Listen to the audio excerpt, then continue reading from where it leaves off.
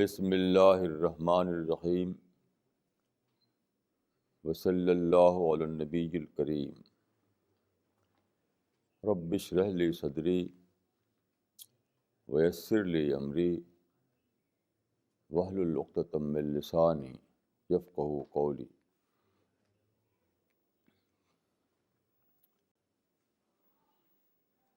The subject of the present talk is God-oriented life.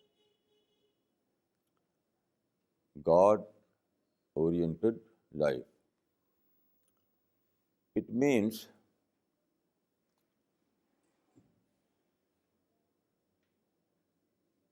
how to live a life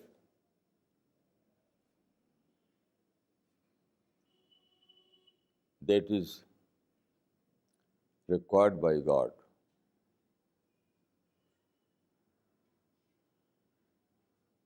How to manage your activities in the light of God's command.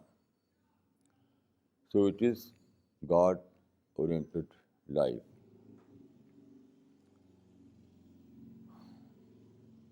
Quranic word for this life of style is ar-Rabbaniya or ar-Rabbani. Ar-Rabbani means Rabb wala. Ar-Rabbaniya means Rabb-oriented life. So God-oriented life means ar-Rabbaniya. This is the best name for the life that is required by a true believer.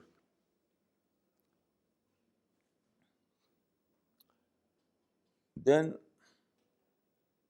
I would like to begin with a Quranic verse.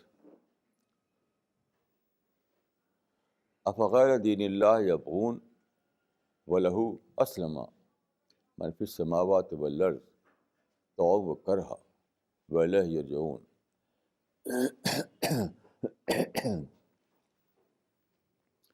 It means that the whole universe and everything that is in our universe live the same life. The whole universe is God-oriented universe. We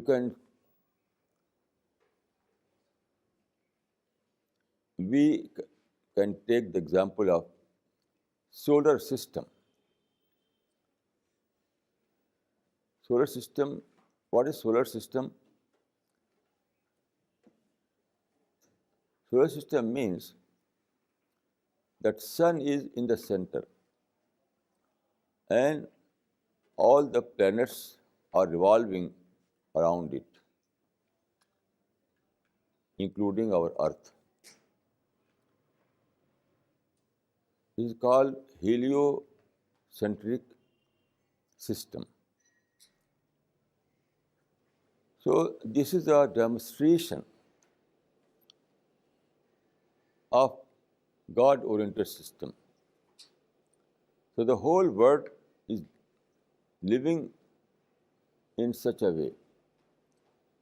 The whole world is living a God-oriented system, like solar system. So it is a physical demonstration. We have to live just like solar system. Solar system is a well-known system for us. In this system, everything is physical or material. All those planets are revolving around sun, but unknowingly. They follow God's command unknowingly. But man is required to do the same knowingly. Here I would like to give an example.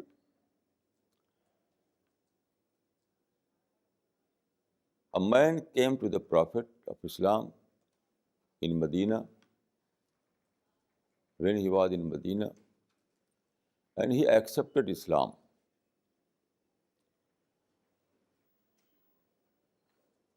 Then Prophet said that you have to learn Islam, and Ali ibn Abi Talib is your teacher. So live with Ali ibn Abi Talib and learn your deen. So what happened? This man lived for a few days with Ali ibn Abi Talib, who was a senior Sahabi, and then he left away. Prophet noticed that that person is not present in Medina. So he asked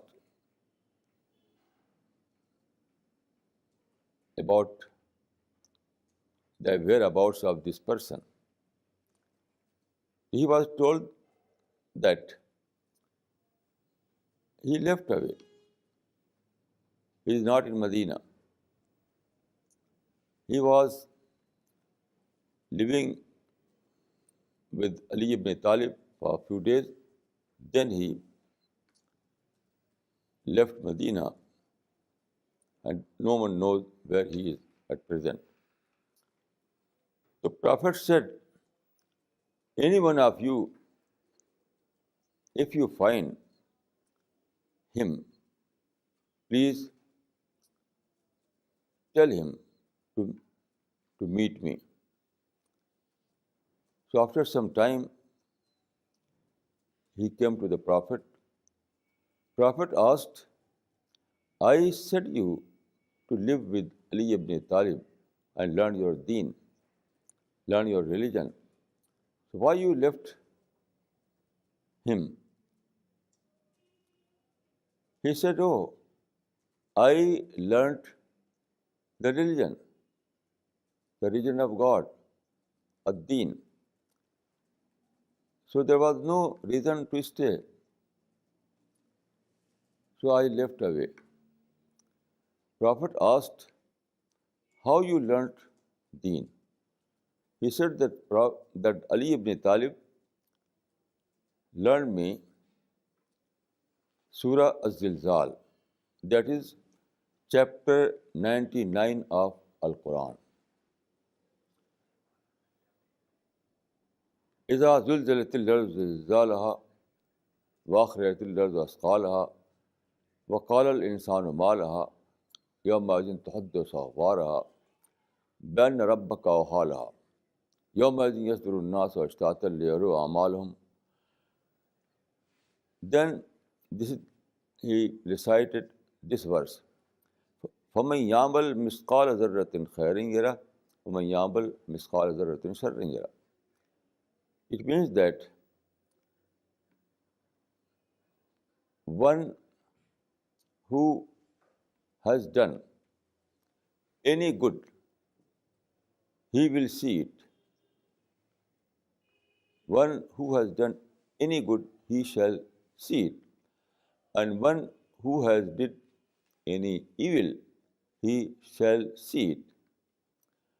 So that person said that in this verse, I learned the whole deen, everything. Prophet asked, how? He said that this verse says that everything in the knowledge of God. So when I speak or I am busy in some action, so I always think whether it is good or bad, whether it is according to the will of God or it is against the will of God. So when my conscience speaks that it is good, I do it. And when my conscience says that it is bad, I leave it. When my common sense tells me that it is against the command of God, I leave it. And when my common sense tells me that it is according to the will of God, I adopt it. So this is the simple way how to live a life God-oriented.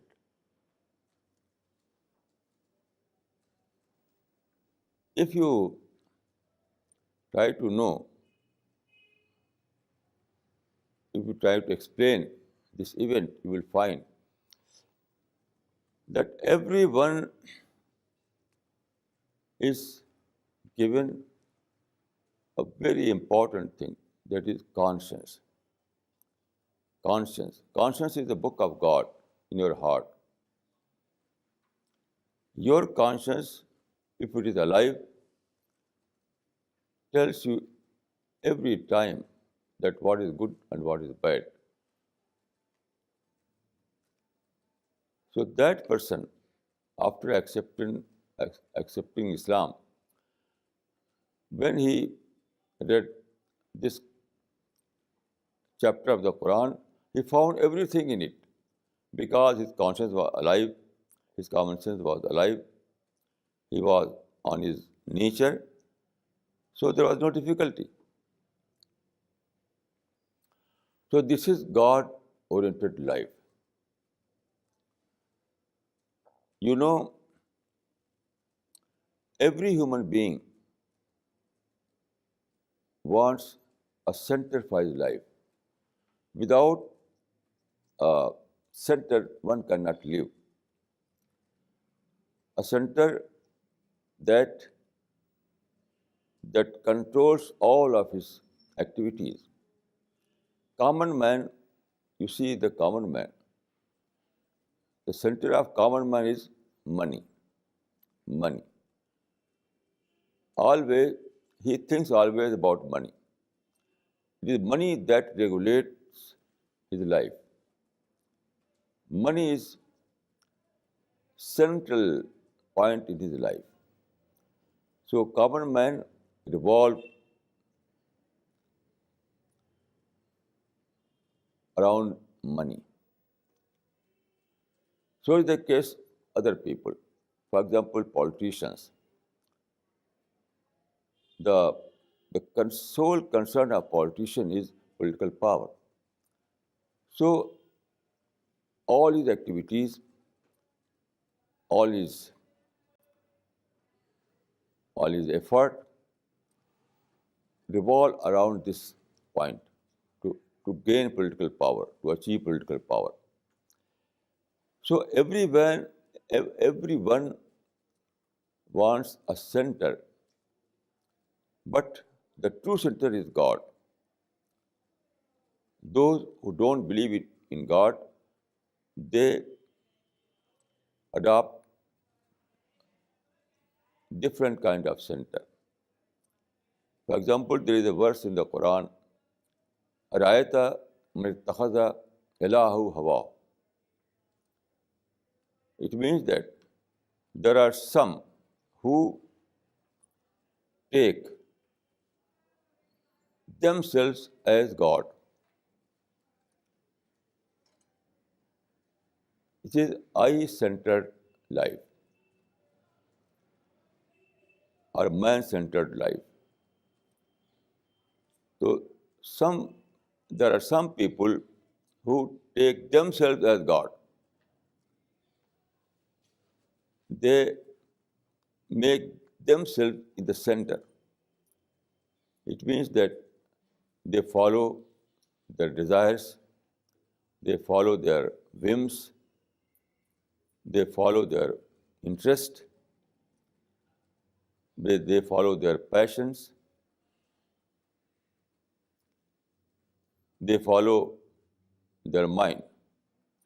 So their life is self-centered life. Self-centered life.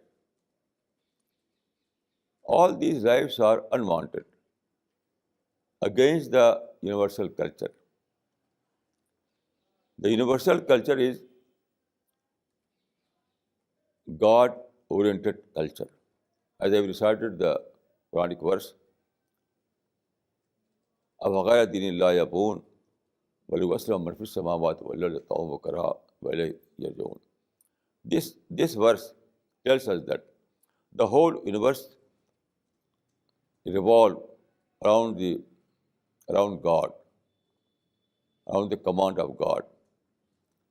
The whole universe, though the whole physical universe, is living a life that is God-oriented life.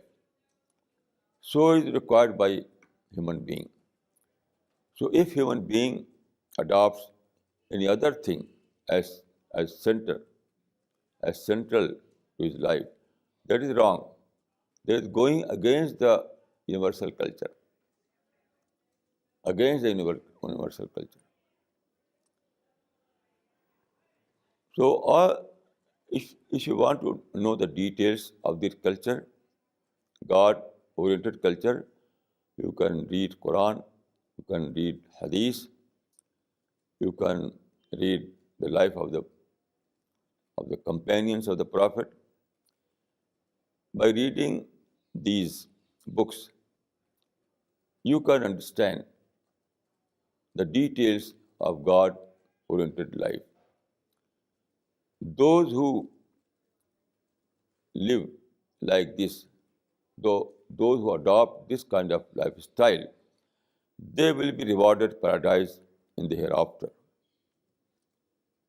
But those who fail to adopt this divine culture, they adopted anything else for their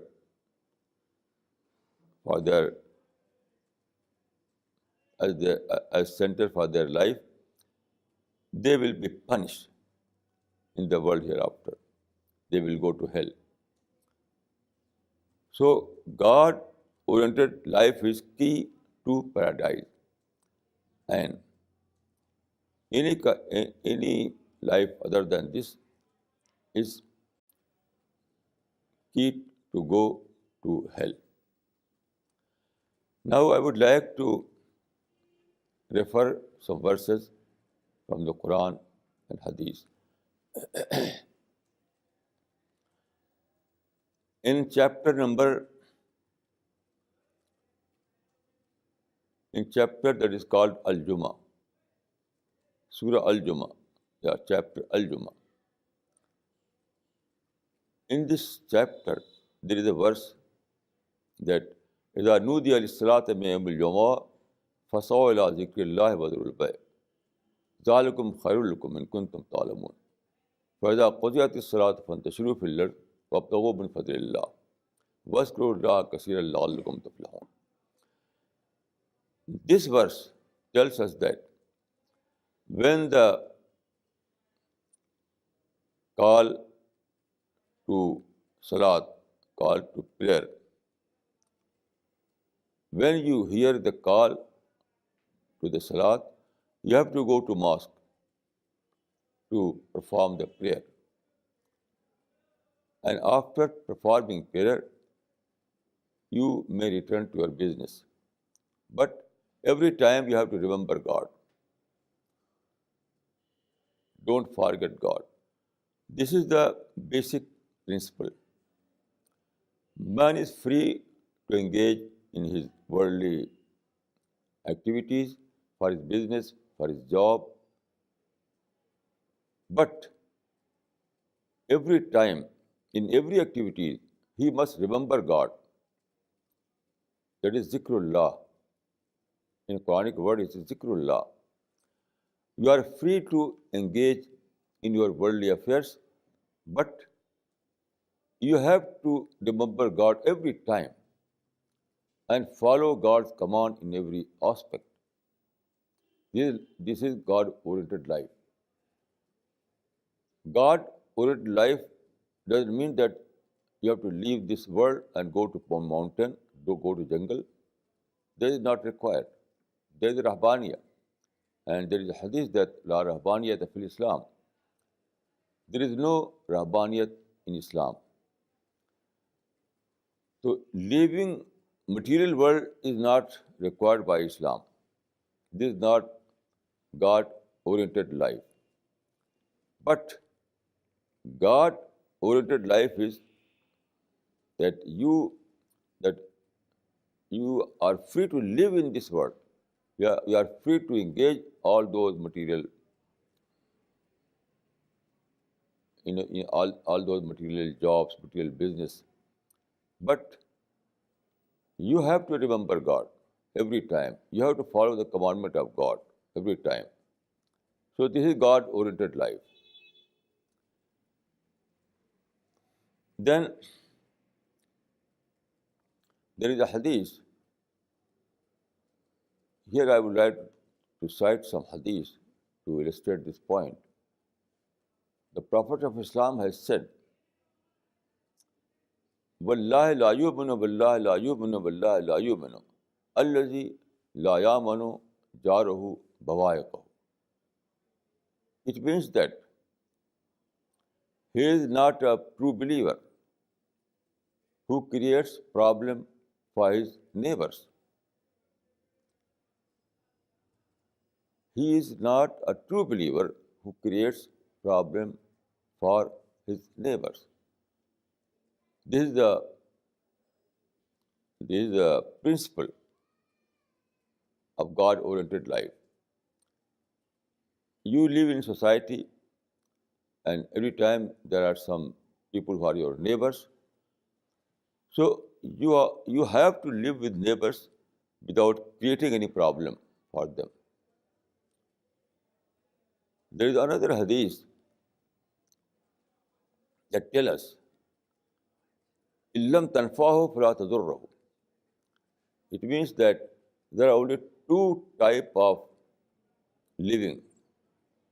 One, you have to be useful for your neighbors, for your surroundings, for your society.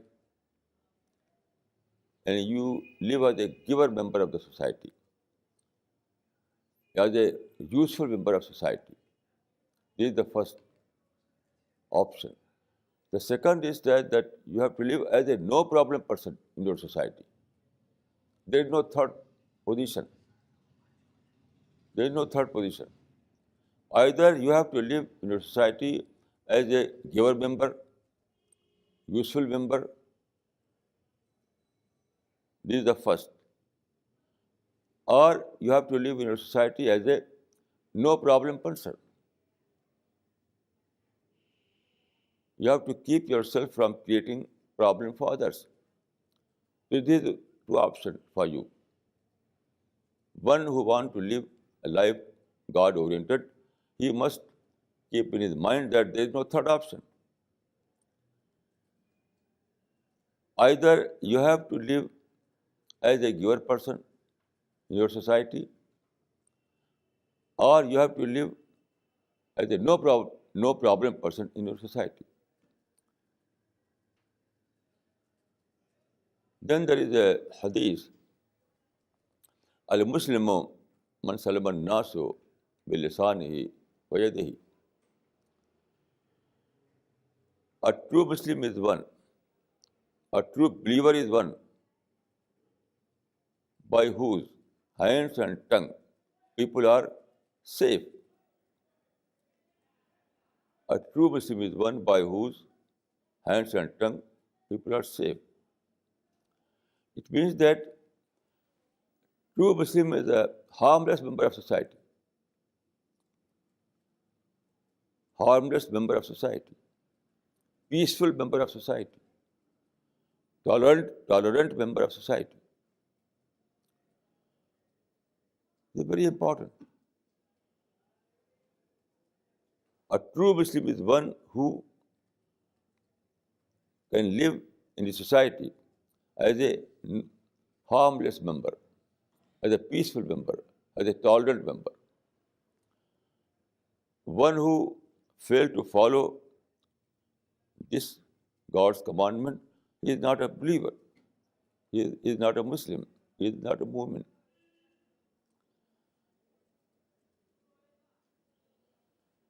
Then there is hadith.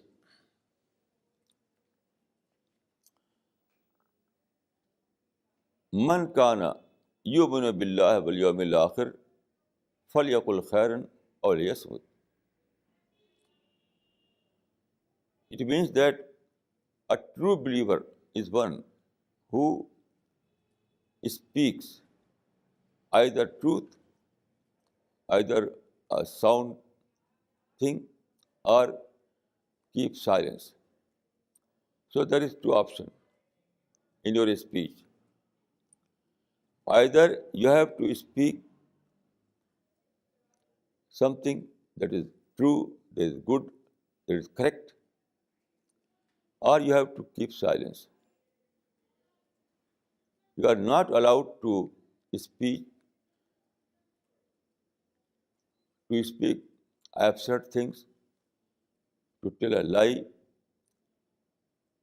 to backbiting, to violent talk.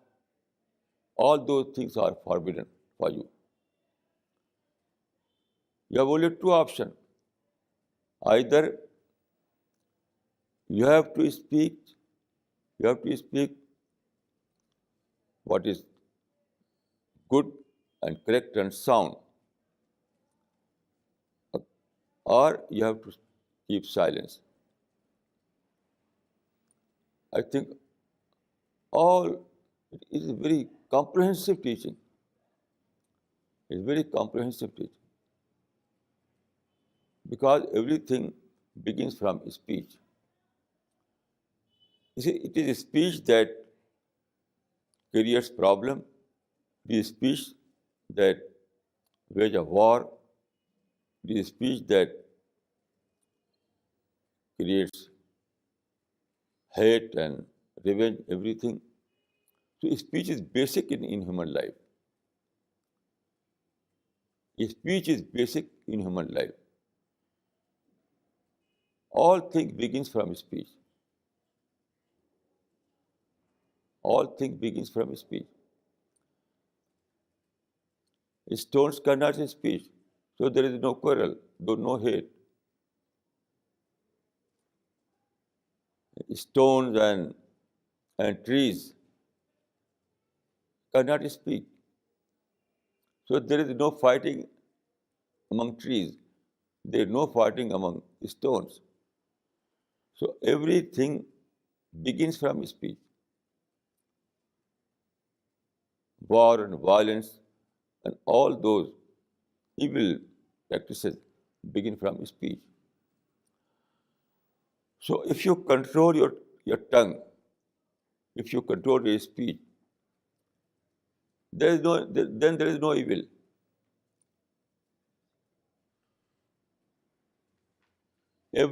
All the evils certainly will disappear if people follow this commandment, not to speak except truth, not to speak except truth. This is a very simple commandment, but if people follow this commandment, there is no evil. No evil. So these are the principles of living a life that is called God-oriented life. Then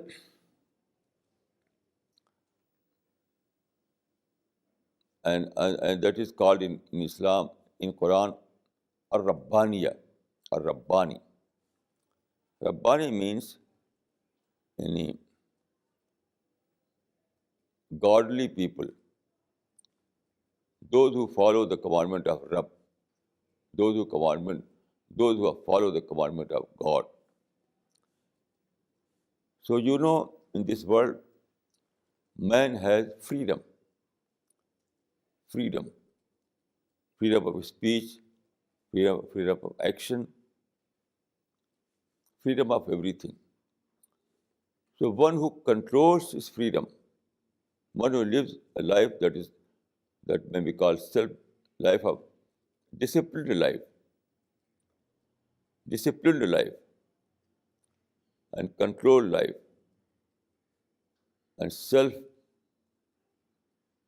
So there are two ways of life in this world.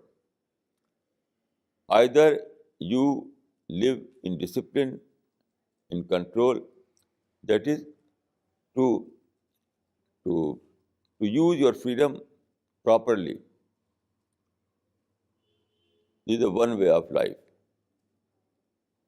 The other way is to misuse your freedom, not to control your behavior, not to adopt any discipline. So one who follows God's commandments and one who adopts a disciplined style of life, he is living God-oriented life. And one who fails to control his desires, fails to control his freedom, so he is not living the life that is God-oriented life. That he is living a self-oriented life. A self-oriented life is not allowed by anyone in this world. You are free, but you are not free to misuse your freedom.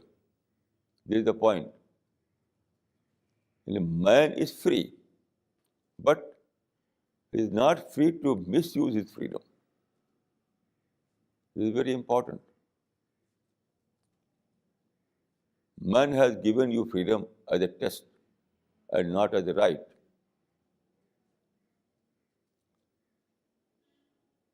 And a man has given freedom as a test and not as a right. So man has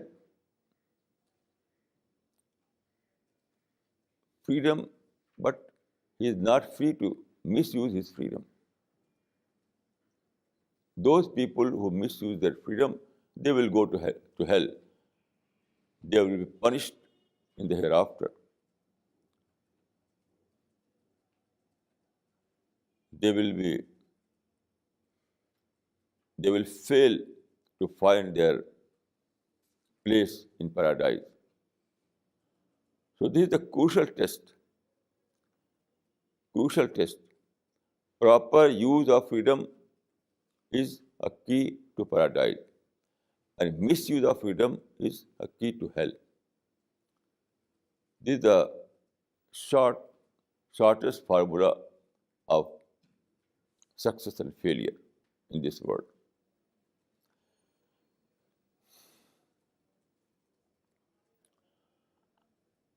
Now, it is not a very simple thing. The question is that man himself cannot understand what is good for him and what is bad for him. Man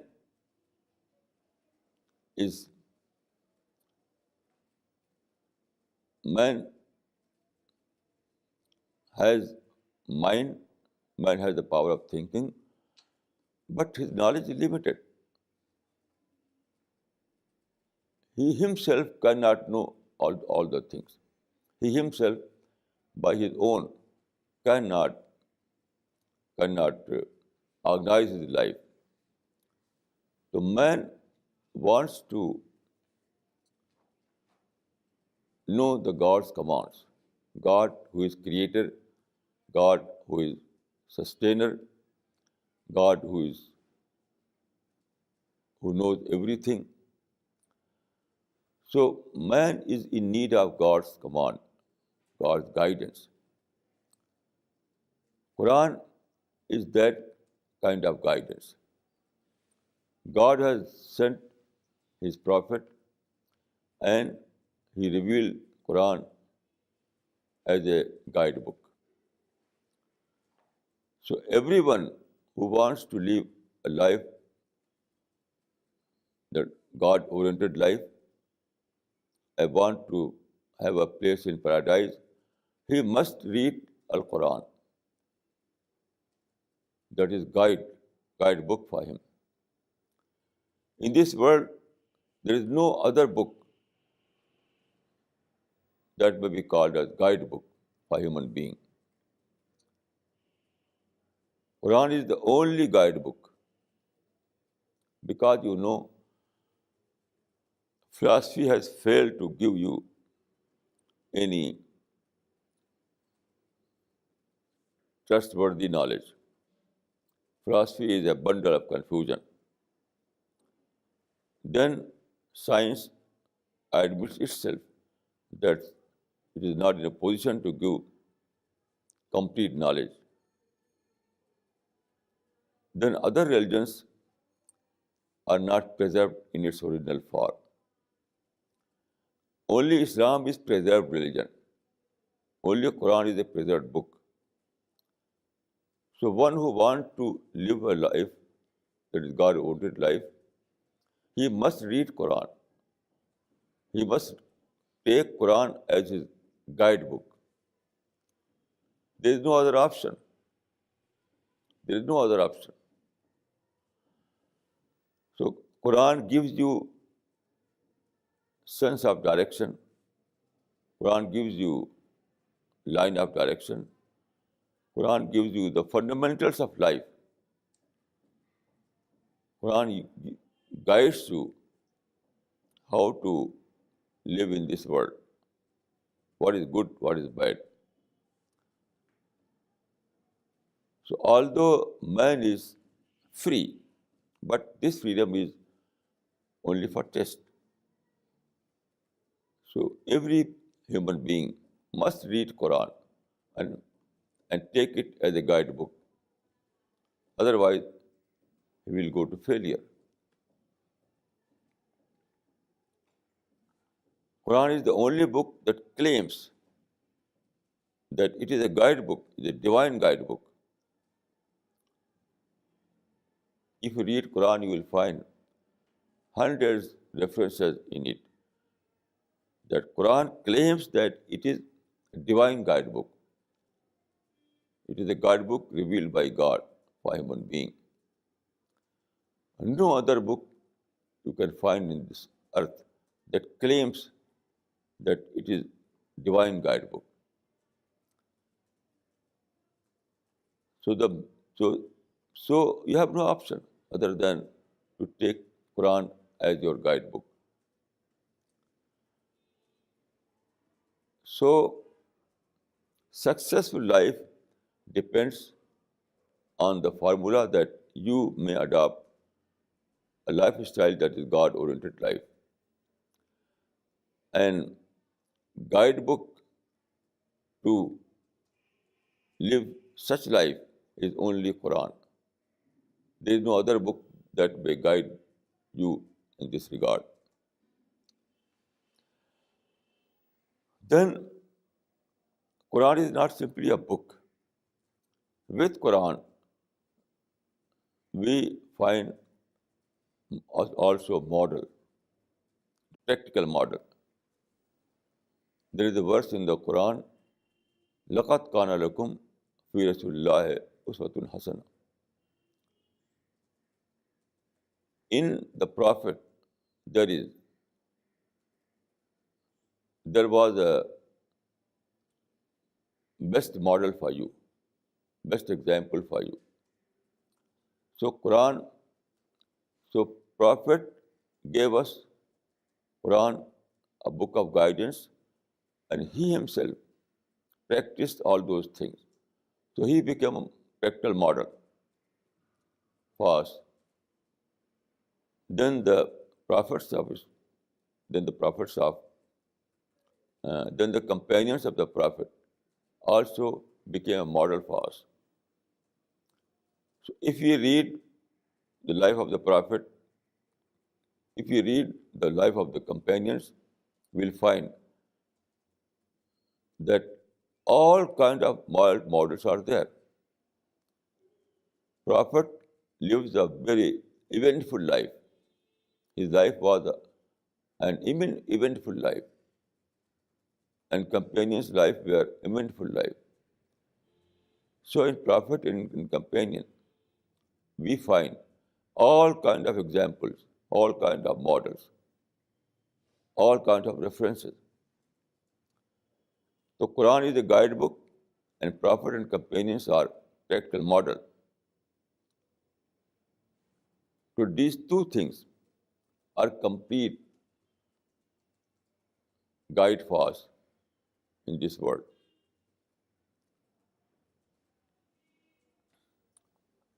Then I would like to add one hadith that tells us the formula of this kind of life.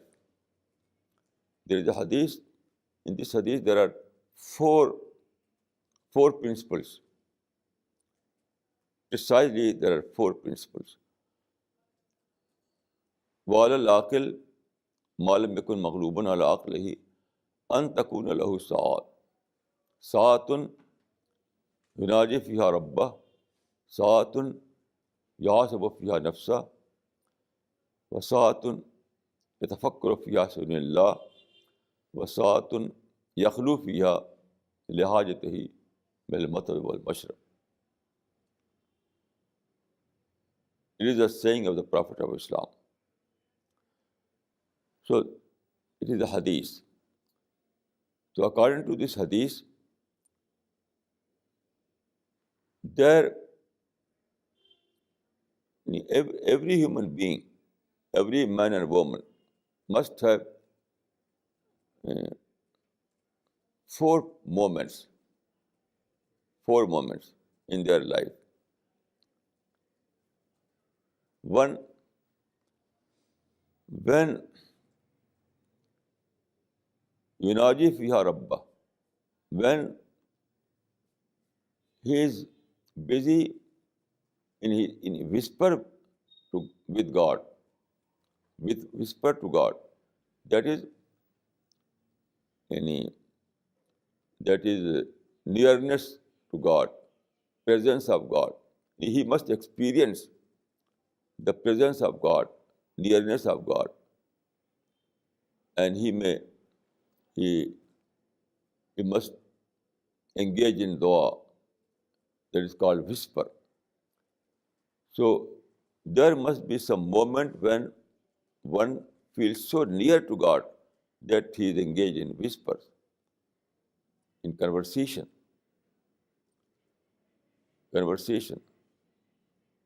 So yunaji fiha rabba, such moment when he is very near to God and he is engaged in conversation to God, that is whisper, in the form of whisper. Now the second moment is yuhasabu fiha nafsa, that is introspection. So every day and night one must experience this kind of moment also when he is engaged in introspection, in seeing in yourself.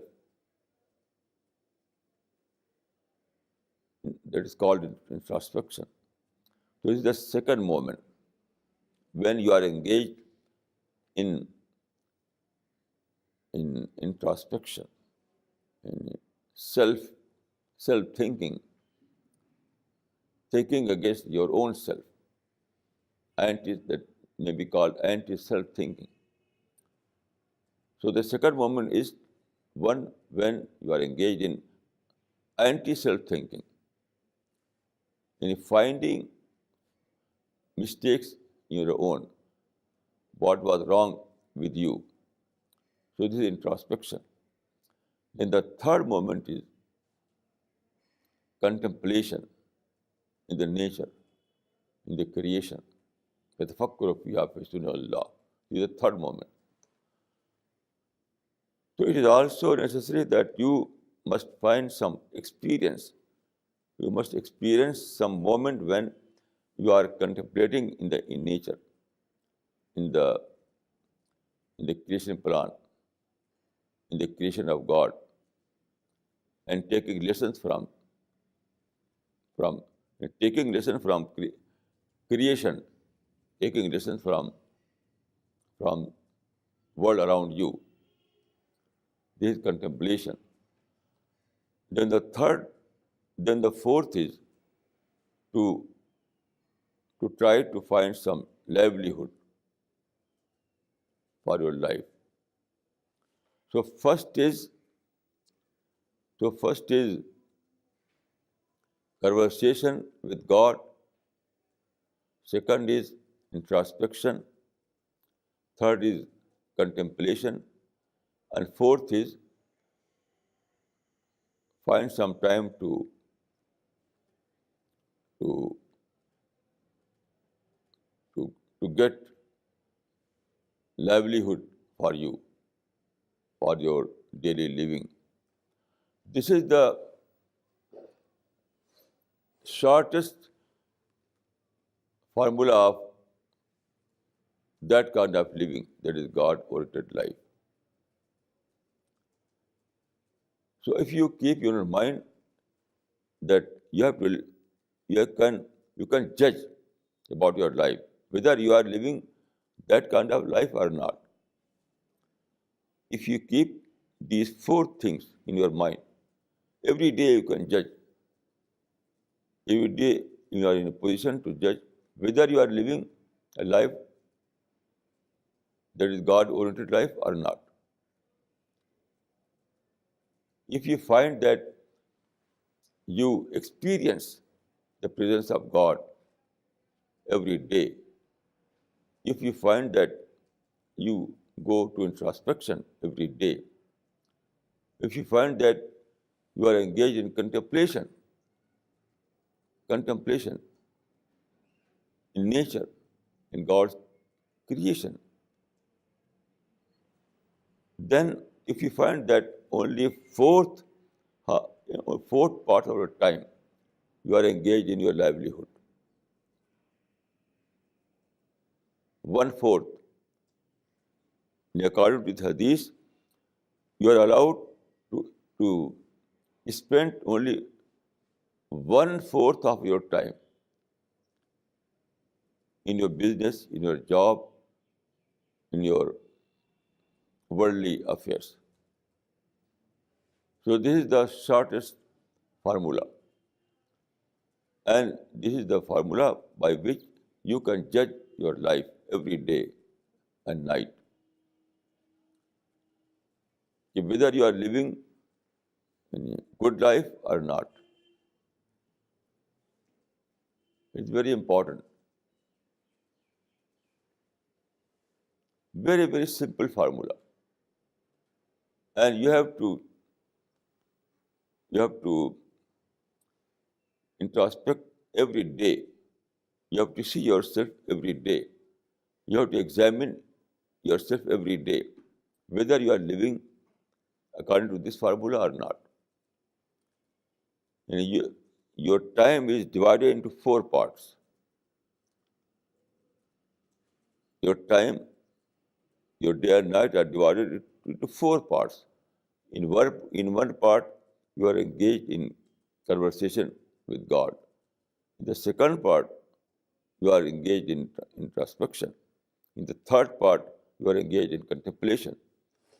And only in 1/4 of your time, you are engaged in your job and business, in your worldly affairs. So this is the this is the this is the this is the this is what we call God-oriented life, or Rabbani life, or Rabbaniya. So one who want to make his life successful, one who want to live a successful life in that period, and then he want to get paradise in the post-death period, he must follow this formula. He must live a life that is God-oriented life. Otherwise, he is doomed to failure.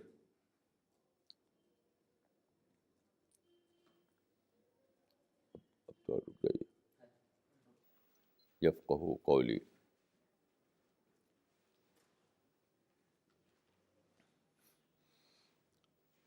There is a verse in the Quran, Kunu Rabbaniyin. Kunu Rabbaniyin. It means live a life of Rabbani. Kunu Rabbaniyin. Live the life of a Rabbani. In other words, you can say that Rabb-oriented life. Adopt a God-oriented life.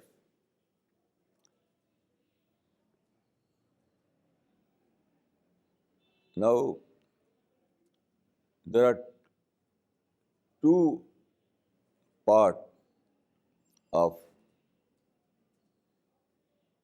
God-oriented life. The plan of God-oriented life has two parts. One is its belief system, and second is moral conduct. There are two basic parts of this Quranic verse: belief system and moral conduct. So the gist of moral conduct is given in this hadith. أن تحب لأخيك ما تحب لنفسك. This is the gist of the moral conduct in this world. It means that love for others which you love for yourself. Do for others that you want to do by yourself. Everyone knows about himself. Everyone knows that what he loves. Everyone knows what he loves, what is good for him, what is pleasant for him. Everyone knows that about this. So you have to do the same thing with others. What you want to do with you, you have to do the same thing to others. In Persian, it is said that the same teaching in Persian language, हर चे बर खुद बपसंदी बर दीगरा मपसंद. What is not good for you, don't do the same with others. This is the simplest formula and also comprehensive formula of moral conduct. I think that everything is included in this formula. It is sufficient if you keep in your mind this formula. आँचे बरखुद बपसंदी बर दीगरा मपसंद. So it is sufficient for you. It is the best formula for a good life in a society. Your speech, your intention, your action, your behavior, everything must be controlled by this formula. What is good for you, that is also good for others. So you have to do for others what you want to do by you.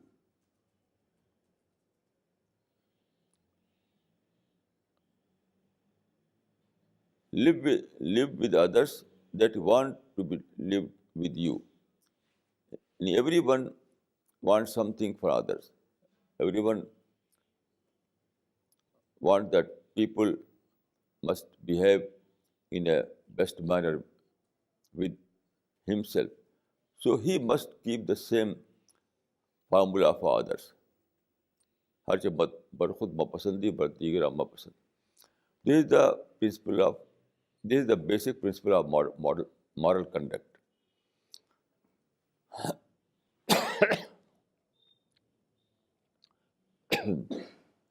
Then let us take the belief system. What is the belief system? Belief system is based on Tawheed, that is, oneness of God. Tawheed means oneness of God. So, belief system of God-oriented life is based on Tawheed, oneness of God. There is no God but one God. La ilaha illallah. There is no God but one God. This is Tawheed. And this is the basic principle of belief system. Now, there are different religions, different systems, and everyone has some different belief system. For example, some religions say that God is two, God is three, God is numerous, and Guru is God, and spiritual Guru or God. But according to Quranic principle, there is no God but one God. Once I dialed my telephone and the voice I received from the other side that this number does not exist. I think all of you have experienced this kind of thing. So the voice from the other side came to me, this number does not exist. So this is the case of all those other system of belief. Only one system of belief is correct, that is based on oneness of God. All other systems are just like wrong call, just like wrong call. You called to a God that does not exist. There are no two gods, there are no three gods, there are no numerous gods. There is no Guru, he is a God.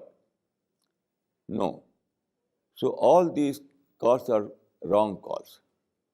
When you dial to these gods, you receive from a voice from the other side that there is no such God. This God does not exist. Then there are two basic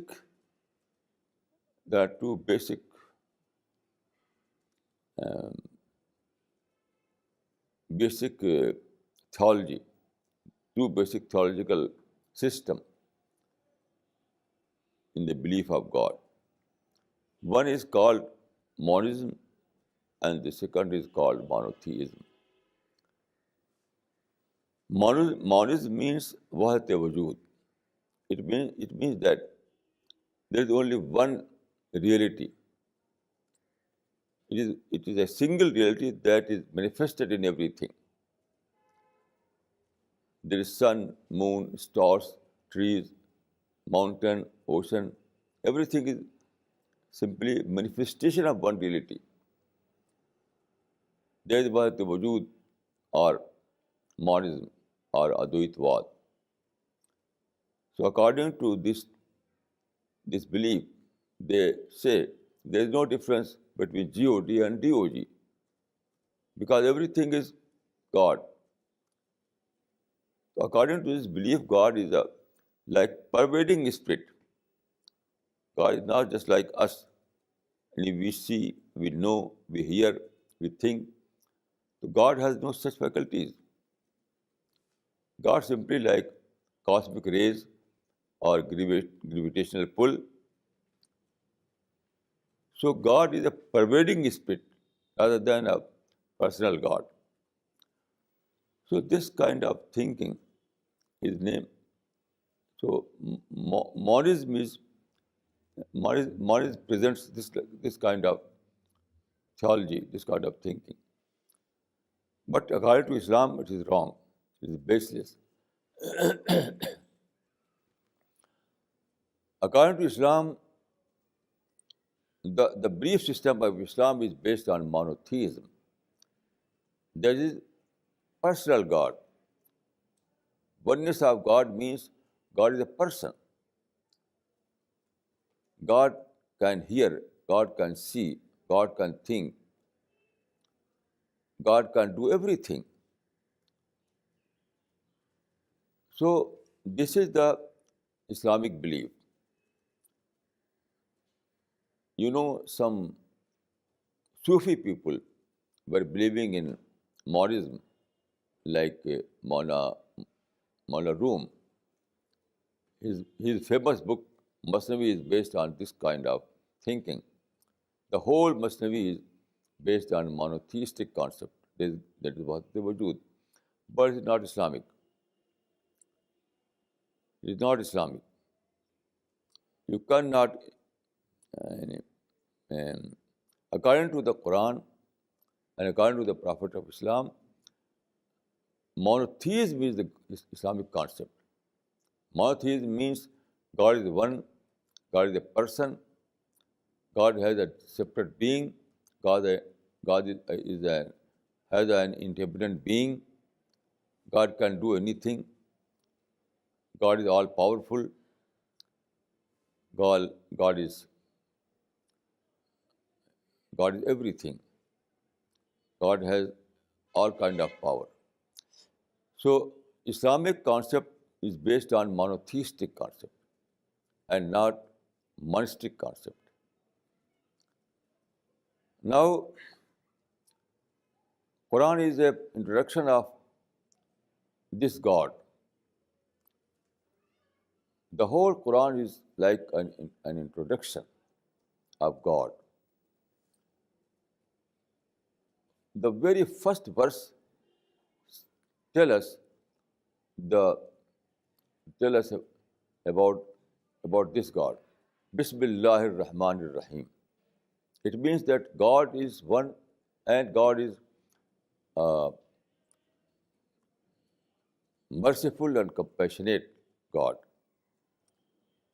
Two very important qualities of God is mentioned here. Rahman and Rahim. Most merciful, most compassionate. This is the introduction of Quran. In the first verse of this is the introduction of God in the very first verse of the Quran. Then the whole Quran is introduction of this God. There is one God. And one who accepts Islam,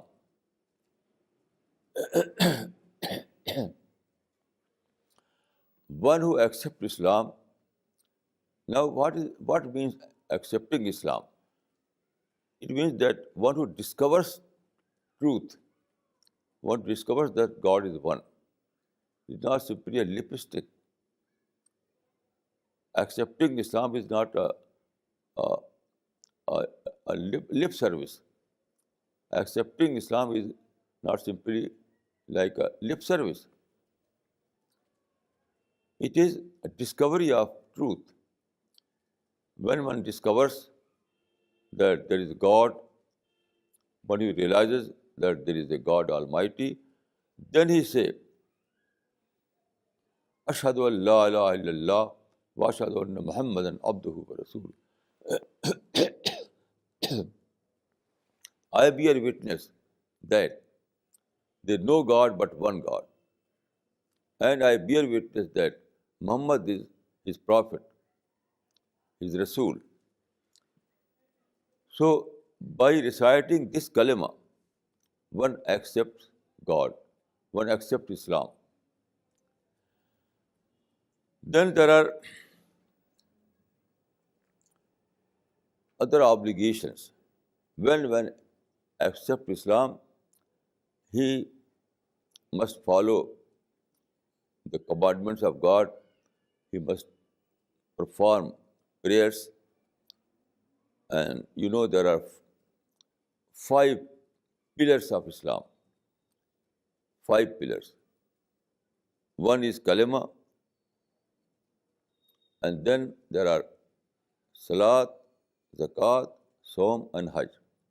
That is prayer and fasting and zakat and hajj. Hajj is a annual worship which is performed in Mecca. Then there are moral teachings. The one who accepts Islam, he must follow all those moral teachings. And the most important is that he must plan his life in taking God in his focus. One scholar has rightly said that the greatest concern of Islam is God. The greatest concern of Islam is Allah. So one who accepts Islam, one who wants to live an Islamic life, he must know this point. So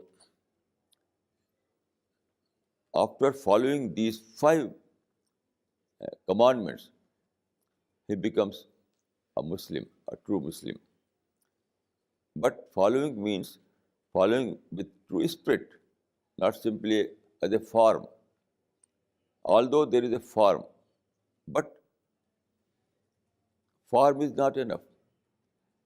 You have to perform all these practices with letter and spirit, with form, with spirit and form. Both are equally required. Without spirit, there is no form. Without form, there is no spirit. So both are equally required. Both are equally required.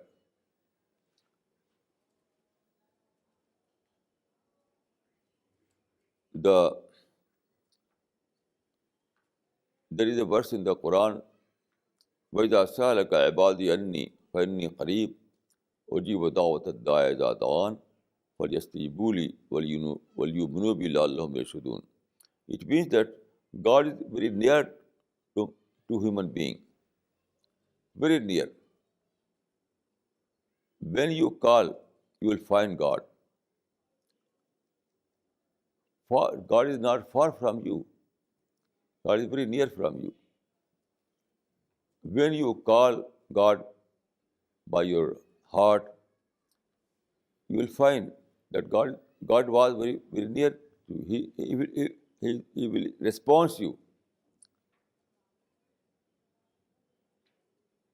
So in Islam, there is no intermediate, there is no intermediary between man and God. No. Any man may ask God directly without taking any intermediary agent. This is very important. In other religions, you will see that they believe in intermediary agent. There are someone who is between man and God, but in Islam it is not. In Islam, there is nothing between God and man. When man asks, when man calls, he finds that God was very near to him. This is mentioned in the Quran in these words, وَإِذَا سَأَلَكَ عِبَادِي أَنِّي فَإِنِّي قَرِيبٌ أُجِيبُ دَعْوَةَ الدَّاعِ إِذَا دَعَانِ فَلْيَسْتَجِيبُوا لِي وَلْيُؤْمِنُوا بِي لَعَلَّهُمْ يَرْشُدُونَ. So this is the God-oriented life, or Rabbani pattern of life. So one part of this life is based on belief, and the other part is based on moral conduct. You, one who is interested to know the details, he must read Al-Quran and Al-Hadith and the life of the companions. It is must for everyone, must for everyone. There is no excuse. No excuse will be accepted by God in this regard. When Quran is preserved, when the life of Muhammad is historically preserved, when the life of companions is historically preserved, then no excuse will be accepted to God. You have to read all these materials and find what is truth, what are God's commands, what is the formula of success. So everyone must read all these materials. Basically, these books are in Arabic, but you know, translations are available everywhere, in every languages, in English, in German, in French, in Russian, and also in Hindi and Urdu, in Persian. In every language, the translation is available. So there is no excuse at all. So before we complete our lifespan in this world and die, and you know, after death you will be presented before God. That is on the day of judgment. Before all these things, you have to know what is the truth. People are sincere about knowing the laws of income tax and laws of and other laws,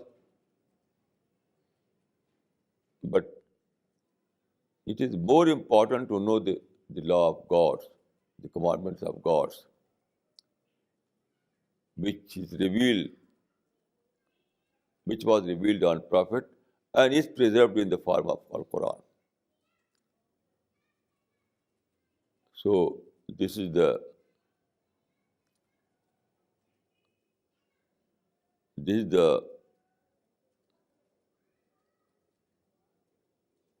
basic things for all men and women. There is no escape for everyone. Everyone must know all these things. Otherwise, he is doomed to failure. Nothing can save you from failure. Nothing else can save you from failure.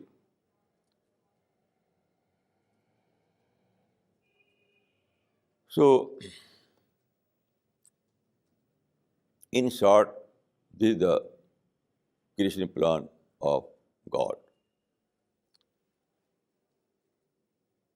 أقول قولي هذا وأستغفر الله لي ولكم.